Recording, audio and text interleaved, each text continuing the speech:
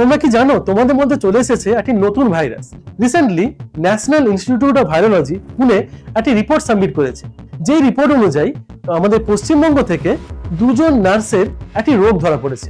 রোগটির নাম হলো নিপা। पश्चिम बंगाल में निपा वायरस के 2 संदिग्ध मामले सामने आए हैं। निपार संक्रमण पश्चिमबंगे। Two suspected cases of Nipah virus. Nipah virus के 5 मामलों की खबर सामने आने के बाद स्वास्थ्य विभाग अलर्ट मोड पर आ गया है। যেখানে করোনার মৃত্যু রেট ছিল 0.3 থেকে মাত্র 5%, সেখানে নিপার মৃত্যু হার 40 থেকে 75%। অর্থাৎ যদি 10 জনের নিপা হয়ে থাকে তাহলে 7 জনের মৃত্যু হচ্ছে একদম অবশ্যম্ভাবী। যদি আমরা এই নিপার লক্ষণগুলো দেখি তাহলে সাধারণ সর্দি কাশি জ্বরের মতোই এই লক্ষণ। মাথা ব্যথা করবে, গা বমি বমি ভাব করবে এবং জ্বর আসবে। যদি একটু বেশি গুরুতর হয়ে যায় তাহলে আমাদের তন্দ্রাচ্ছন্ন অবস্থা আসবে এবং আমাদের মাথা প্রচন্ড পরিমাণে যন্ত্রণা করবে।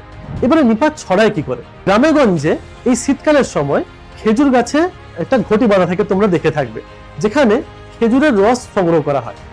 বাদুড় সেই খেজুরের রসে মুখ দেয় এবং এই নিপা এই বাদুড় থেকেই ছড়ায়। একবার যদি মানুষের দেহে নিপা প্রবেশ করে যায় তাহলে মানুষ থেকে মানুষে ছড়াতে বেশিক্ষণ সময় নেয় না। দুঃখের বিষয় কি জানো? এই ভাইরাসের বর্তমানে না কোনো ওষুধ রয়েছে, না কোনো ভ্যাকসিন আবিষ্কার হয়েছে। কিন্তু তা সত্ত্বেও আমাদের সকলকে সতর্ক থাকতে হবে এবং সুরক্ষিত থাকতে হবে।